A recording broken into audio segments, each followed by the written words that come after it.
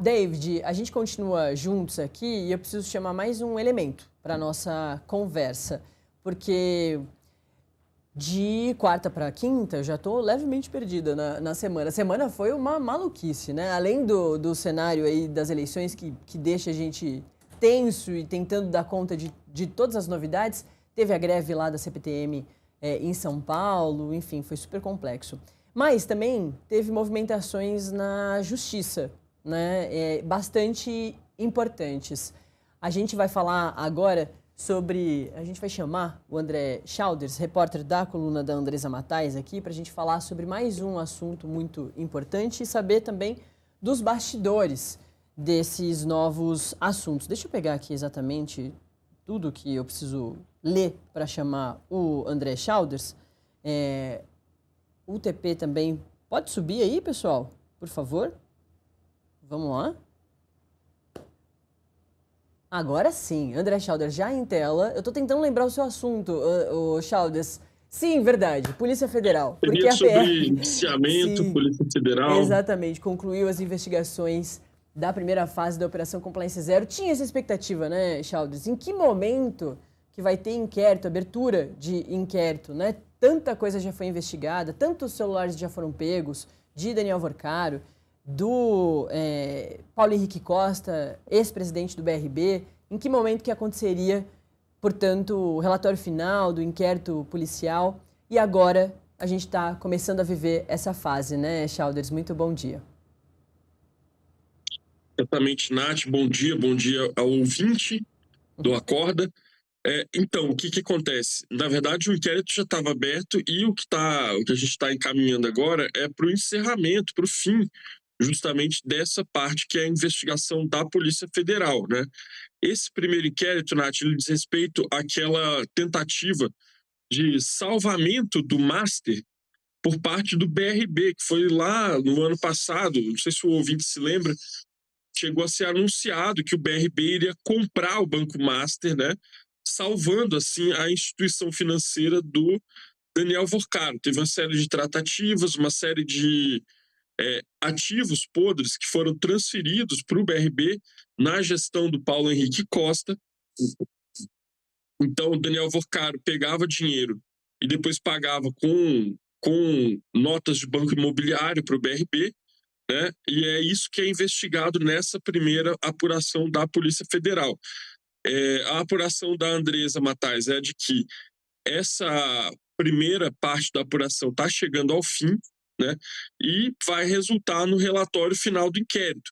O relatório é aquele lugar onde a PF diz se ela encontrou indícios de crime ou não por parte das pessoas, e aí ela pede, ela promove, ela realiza o indiciamento dessas pessoas. Tem a expectativa de que tanto Daniel Vorcaro, ex-dono do Banco Master, quanto Paulo Henrique Costa, que era o presidente do BRB, sejam indiciados.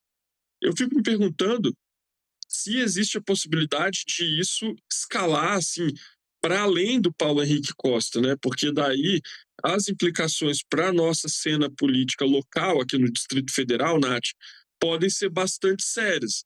Vamos lembrar que quem estava também nessa cena, né? Quem era parcialmente responsável por essa questão era o ex-governador Ibanez Rocha e a ex-vice-governadora Celina Leão, que hoje em dia é candidata ao governo do Distrito Federal. Não sei se eles estão na apuração, não tenho esses elementos, mas essa é uma questão que a gente tem que ficar de olho, porque pode ter esse impacto na nossa corrida eleitoral aqui no Distrito Federal também. Para além de Daniel Vorcaro, né, que já está preso aí há algum tempo, que preso preventivamente, inclusive, sem condenação judicial, mas ele está lá mantido preso, e de Paulo Henrique Costa, que saiu do Brasil, depois voltou, depois foi preso, e também deve ser indiciado. A gente tem que ver se vai sobrar para mais alguém aí, Nath. Exatamente. Também, né, tem essa expectativa de saber o avanço disso tudo. Afinal de contas, né, Schauders, tem parlamentar que está sendo investigado, né, Jacques Wagner, mas também Ciro Nogueira, familiares do Ciro Nogueira investigados, tem um montão de gente aí, um montão de figura política também extremamente importante, que já faz parte da investigação. Você citou o Ibanez Rocha, Celina Leão, que não estão sendo investigados, né? Mas o governo ali do DF não tem como não ser, né? Porque o GDF é o maior fiador do Banco de Brasília.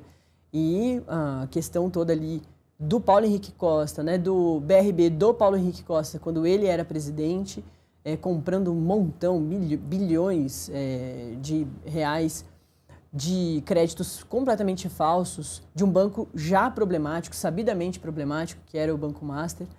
Então, claro que a questão do GDF fica ali muito sobre a ameaça, né? O David Lira está com a gente, analista político. David, queria te ouvir também um pouquinho da importância dessa nova fase, desse processo todo, agora, como o Chalders bem pontuou, por enquanto, entre Vorcaro e Paulo Henrique Costa, que por enquanto, são as figuras principais de tudo que a gente já sabe do Banco Master. Nath, segundo também a coluna da Andresa Matais, temos o Nelson Tanuri, que funcionaria ali como uma espécie de sócio oculto do Master. Lembrando que esse vai ser o primeiro indiciamento do ex-dono do Master e também desses outros investigados.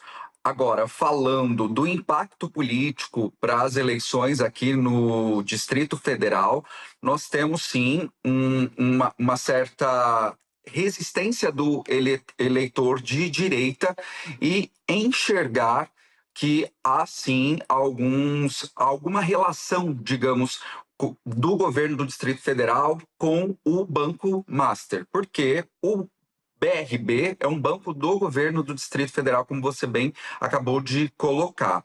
Neste momento, Ibanez Rocha já deixou a disputa aí pelo Senado, disse que vai cuidar da vida dele, mas nós temos a ex-vice-governadora, atualmente governadora do Distrito Federal, Celina Leão, e que está aí tentando a eleição para ficar no cargo de governadora. É um impacto muito significativo esses desdobramentos da Compliance Zero, das investigações da Polícia Federal, porque traz uma certa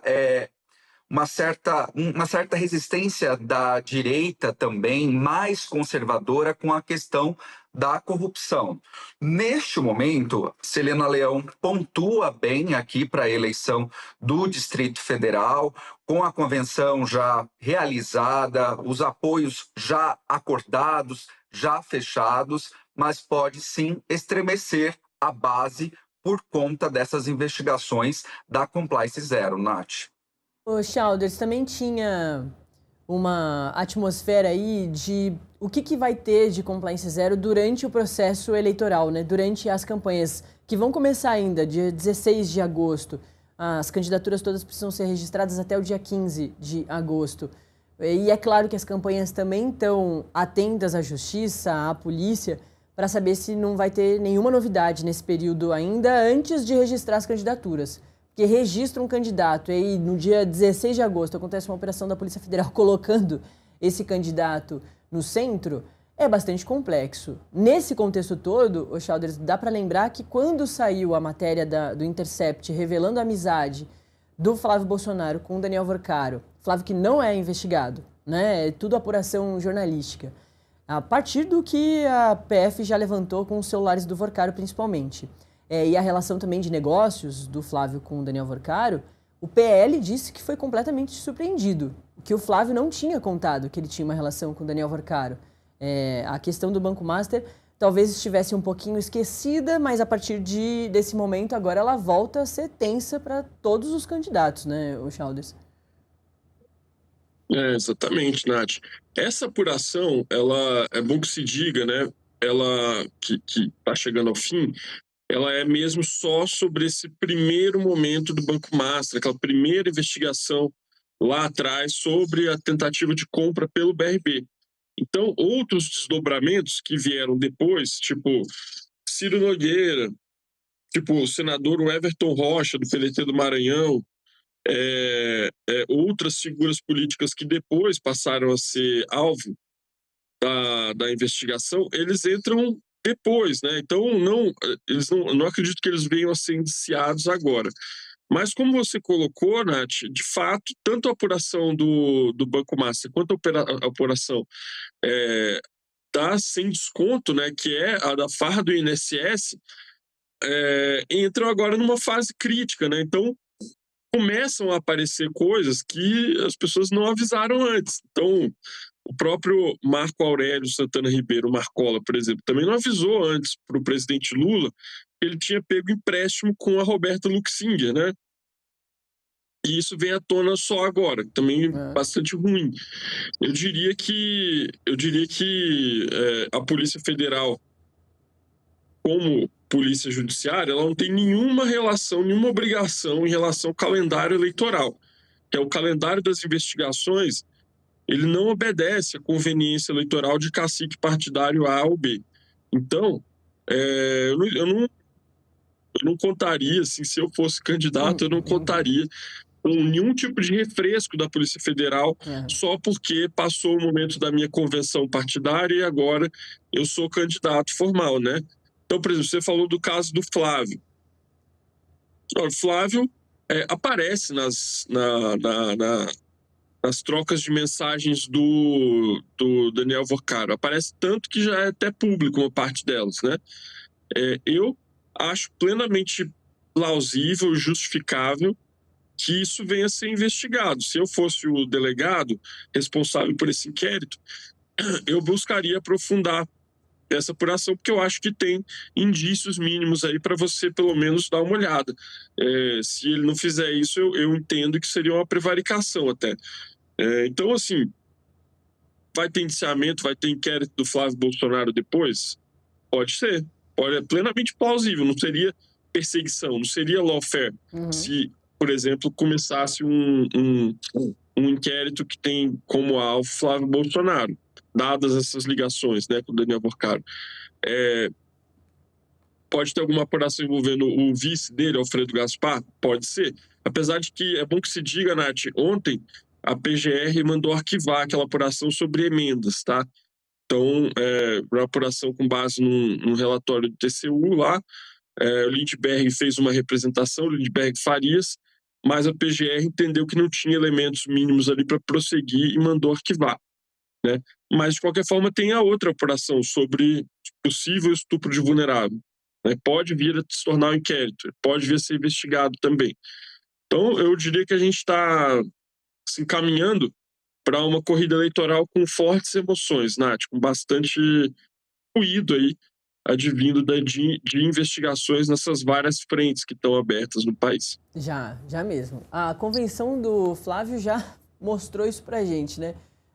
Javier Milei abrindo uma crise diplomática Brasil-Argentina, também o Netanyahu apareceu ali em vídeo, o Bolsonaro de IR, ó que maluca, de IA, já começou super bem a questão das convenções. E todo esse cenário aí político é realmente muito complexo. Eu preciso chamar mais um intervalinho para você que está com a gente na sua Smart TV e em 2 minutinhos você está de volta a acompanhar toda a programação ao vivo aqui com a gente. E você que está comigo no nosso canal no YouTube, você segue com a gente, tá? Porque no YouTube não tem intervalo. A gente está te perguntando se você achou uma boa escolha a do Flávio Bolsonaro pelo vice, né? Chapa puro sangue, todo mundo do PL, menos tempo de TV, de propaganda na TV e no rádio. E para 56% da nossa audiência, já diminuiu 10 pontos aqui na nossa pesquisa. Parcial ainda, né? Mais pro finalzinho do Acorda a gente volta a ela para fechar a conta. Mas por enquanto, sim, ótima escolha para 56% da nossa audiência. E para 44% da nossa audiência, não foi uma boa escolha. Mandar um abração aqui para Iracema, para o Edmilson, que acabou de chegar aqui. O Meta também está com a gente, Francisca, o Halider, a Carmen, o Eduardo, o Railson, mais Eduardo, o Argo também está com a gente, a Cida, mais um montão de gente, o Washington.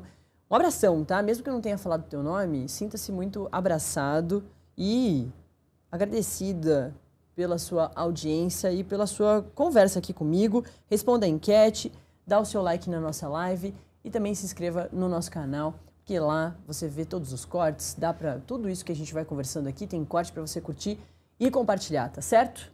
É isso, daqui a pouquinho a gente volta à enquete. Tem mais um elemento para conversar com a gente aqui, nessa rodada de análise sobre todos esses assuntos que a gente falou até agora, que é a Letícia Mendes, que é cientista político também, política, e estará com a gente nessas próximas análises. Oi, Letícia, muito bom dia, é um prazer te ter aqui. Bom dia, Natália, bom dia, David e André, que nos acompanham aqui também, e bom dia a todos que nos assistem. Ô, Letícia, a gente está conversando aqui sobre todos esses assuntos de polícia, né, e de justiça, estando nesse fundo aí de preocupação de todo mundo, né? Como o Childers bem pontuou, do lado do Lula tem a questão do Lulinha, agora do Marcola. Eu, inclusive, vou perguntar mais apuração do Childers, que eu já vi que na coluna da Andresa Matais tem mais matérias sobre esse caso. E do outro lado, do Flávio, principalmente a questão ali da relação... primeiro, do Flávio tem a questão ali da Michelle Bolsonaro, que é nítido que não se resolveu. Tem agora o Alfredo Gaspar, que foi uma grande surpresa para todo mundo. E também, claro, Daniel Vorcaro. As pessoas que estavam com a gente, que estão com a gente pela Smart TV, já estão de volta. E eu já passo a palavra para a Letícia Mendes.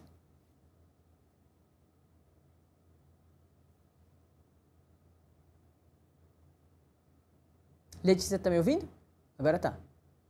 Agora escuta.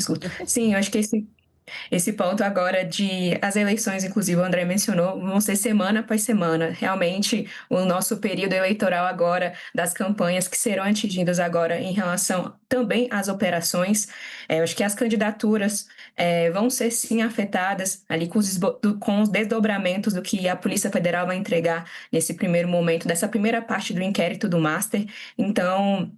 é importante a gente mencionar aqui também, até o David trouxe um ponto em relação a como que o eleitorado vai enxergar, inclusive ele mencionou como o cenário, inclusive aqui do Distrito Federal, observa ali a questão do Banco Master, envolvimento do então governador Ibanez Rocha, todas essas questões vão sim interferir no desdobramentos ali das candidaturas, nas pesquisas, e um grande ponto a mencionar também, que é relevante a gente trazer aqui, é o quanto que essas candidaturas vão se comportar a partir destes desdobramentos. Acho que, em primeiro momento, aqui, principalmente ali na questão do INSS, como que a campanha de Lula vai observar e como que vai ser esse comportamento em relação a essas questões do INSS, já no Banco Master, como que também ali a candidatura de Flávio Bolsonaro, os envolvimentos, acaba que a questão do Banco Master tem um pouco mais de capilaridade ali nas candidaturas, então acaba que se torna assim um momento mais delicado de como que vai ser praticamente esses pequenos gerenciamentos de crise ali de cada uma das candidaturas e como que cada uma delas vai trazer ali para o cenário político esse comportamento, dizer para os seus eleitores, trazer essas respostas. Então, acho que semana após semana observaremos como que esses inquéritos da Polícia Federal vão trazer a questão das provas.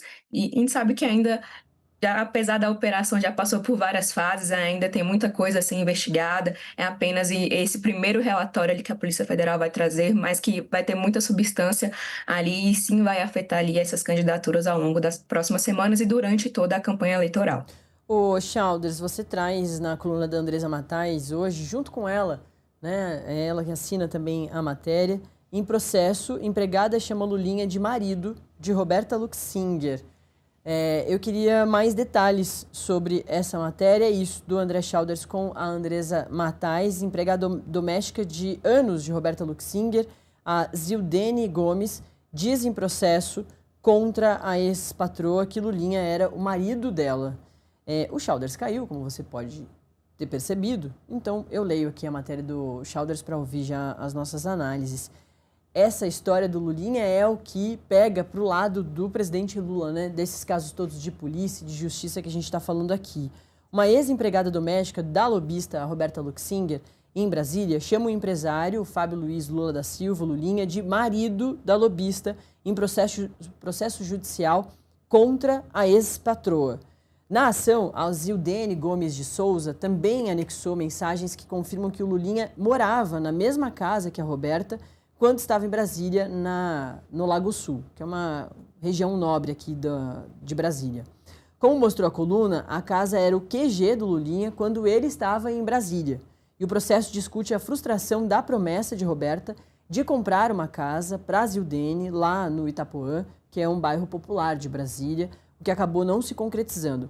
E aí tem um trecho da ação que diz o seguinte, abre aspas, no curso das tratativas sobreveio situação envolvendo o marido da ré. Apareceu essa história no meio de tudo. O empresário, o Fábio Luiz Lula da Silva, conhecido publicamente como Lulinha, fato que culminou na saída do casal do país, fecha aspas. Aqui na matéria o Chalders coloca, né, um trecho maior de todo o documento e ainda tem mais informações. O processo foi iniciado em julho desse ano, de 2026, inicialmente no Tribunal de Justiça do Distrito Federal e dos Territórios, e pouco depois do início da ação, o TJ enviou o caso para a Justiça do Trabalho. Hoje, tramita no Tribunal Regional do Trabalho e a Zildene é representada pelo advogado Evandro Inácio Coabara. E aí ainda diz mais um ponto aqui da petição inicial da Zildene, abre aspas. Cumpre destacar que a relação existente entre as partes ultrapassava uma simples relação comercial. A autora trabalhou por anos na residência da ré, circunstância que naturalmente gerou entre ambas vínculos de confiança e proximidade, reforçando a credibilidade das tratativas posteriormente estabelecidas para a venda da casa, fecha aspas, o Chalders. Estou lendo mais uma matéria sobre o caso aí do Lulinha, até um caso de fofoca, mas que, é claro, dá uma complexidade ainda maior para a questão toda. E o Chalders caiu de novo. Então, eu vou ficar aqui com o David e com a Letícia. O David, queria te ouvir também um pouquinho mais sobre esse avanço do caso do Lulinha, que, diferentemente do caso do Daniel Vorcaro com o Flávio Bolsonaro, o Flávio não é investigado, mas é o próprio candidato à presidência da República que está ali envolvido. No caso do Lulinha, não é o Lula que está envolvido, mas o filho dele, mas tem uma cara parecida, né? Agora o Chalders voltou. Uma cara parecida, enfim, o nome do presidente Lula, e é claro, é muito ligado ao presidente Lula, o Chalders.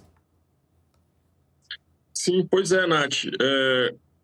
Foi um pouco surpreendente para mim também quando apareceu essa história, porque, assim, vamos lá, né? Vamos botar a bola no chão aqui. A gente já vinha ouvindo aqui em Brasília, das fontes e tal, que a relação entre o Fábio Luiz Lula da Silva, Lulinha, e a Roberta Luxinger ia um pouco além da amizade, assim, de que, olha, isso aí eles têm, na verdade, eles têm um romance, né? Eles são parceiros. Foi surpreendente porque o Lulinha, ele é casado, né? Ele é casado com uma mulher chamada Renata, que inclusive, Nath, é muito amiga da Roberta Luxinger, né? Então, quando aparece agora esse processo trabalhista dessa ex-empregada doméstica, que convivia na casa da Roberta Luxinger aqui em Brasília, né? Que assim, estava lá o dia inteiro, todos os dias, lá vendo o dia a dia dela e da família dela. Se referindo, né, ao Fábio como marido delas, para mim, assim, foi uma surpresa bastante grande que ela tenha formalizado isso num documento, né, numa ação judicial, enfim, né. Essa história da Zildene porque ela, além de trabalhar lá com a Roberta, num dado momento, parece que prometeu ali que ia ajudar ela a comprar uma casa, né? E aí não está muito claro, Nath, no processo, se ela ia pagar uma parte, se ela ia receber como uma parte do pagamento dela, enfim. Porque eles falam da compra da casa e barra doação da casa, né, no dado momento. Então, parece que ia ser uma coisa meio assim, olha, eu vou te comprar uma casa, mas eu vou te ajudar com o pagamento, enfim, eu vou facilitar para você, eu vou viabilizar para você a aquisição desse imóvel lá no Itapuã, que é uma cidade satélite, uma região administrativa aqui do Distrito Federal, inclusive até se emancipou recentemente, fica lá perto do Paranoá. E aí, depois que veio o episódio, começaram as investigações da Sem Desconto, o Lulinha saiu do país, foi morar na Espanha, foi morar em Madrid, como a gente noticiou também na coluna, E aí ela perdeu contato com a Roberta Luxinger, e aí que o advogado diz em nome dela na ação que a promessa, então, dessa compra da casa foi rompida, né? Então, eu acho que é mais um elemento que ajuda a entender um pouco quem é essa figura, assim, Roberta Luxinger, e qual que era a verdadeira dimensão dela, o verdadeiro tamanho dela aqui em Brasília, né? Uma pessoa que tinha acesso aí livre aos ministérios do governo Lula, né? O Estadão fez uma matéria até mostrando que tinha registro de portaria dela, entrando em 41 registros de entrada dela em órgãos públicos, 42, sendo que 41 desses não estavam na agenda oficial, né? Então era uma pessoa que frequentava os ministérios, notadamente frequentava o Ministério da Saúde e frequentava o Ministério do Desenvolvimento Social do ministro Wellington Dias, bastante, e tudo fora da agenda, tudo sem registro, né? A Maria Cristina Fernandes, no Valor Econômico, fez uma reportagem, Nath, muito importante sobre esse tema, dizendo que a contrapartida para esse empréstimo, né, da Roberta Luxinger para o chefe de gabinete do Lula, Marcola, foi um acesso, foi uma entrada com o Swedenberger Barbosa, o Berge, e era o chefe, o número 2 do Ministério da Saúde, o secretário executivo do Ministério da Saúde. Vamos lembrar, ela e o careca do INSS tinham interesses no Ministério da Saúde por conta do negócio de cannabis medicinal lá, que o careca estava tentando botar para frente num dado momento, né? Ele queria fazer uma operação para produzir cannabis medicinal e derivados e trazer para o Brasil. Então eles tinham esse interesse no Ministério da Saúde. A Roberta Luxinger e o Antônio Carlos Camilo, eles já fizeram um trabalho de relações institucionais lá no Ministério da Saúde também, para uma empresa que eles atendiam, que era uma empresa de, se eu não me engano, de software da área de saúde, né? Então eles foram lá para vender essa empresa, enfim, que é uma empresa legítima, tá? Uma empresa que existe, mas que contratou o serviço dos dois para poder se aproximar do Ministério da Saúde. Então eles também tinham mais esse interesse lá. E aí, segundo a Maria Cristina Fernandes, era isso que o Marcola ganhou em troca do pagamento das suas despesas por parte da Roberta Luxinger. Seria justamente essa entrada no Ministério da Saúde. Então, a pessoa que tinha uma relação assim, bastante, né, imbricada com o governo. Essa história do processo, eu confesso que foi bastante surpreendente para mim também, até que a gente resolveu fazer um registro disso, né? Perfeito. André Chalders está sempre atrás dessas histórias todas, principalmente dentro da coluna da Andresa Matais. Valeu, Chalders, é sempre muito bom te ter aqui.